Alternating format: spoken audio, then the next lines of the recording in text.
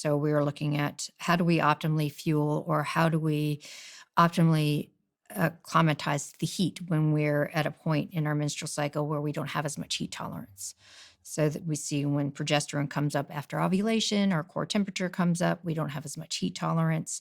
So, how do we adjust for that? So, there are a lot of questions that would come through just by the nature of being surrounded by competitive athletes and being a competitive athlete.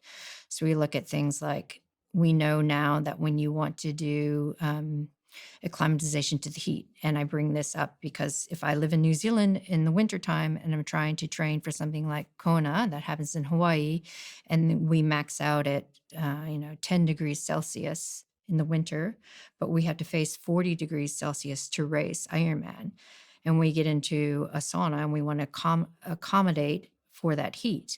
We know that men can go 7 days in a row and be fine to then race in the heat. But for women, depends on which phase of the menstrual cycle. And if you are going in the high hormone phase, then we say, okay, well, you don't need a primer. You can just go in and do 9 days in a row. But if you start in the low hormone phase, you actually have to go into the sauna for 5 minutes, come back out, and then go back in and do that during the low hormone phase for 9 days in a row. So there are different nuances in the way that your body responds to the heat and is able to accommodate for those heat shifts versus a man can just go in and accommodate for that and be ready for the race.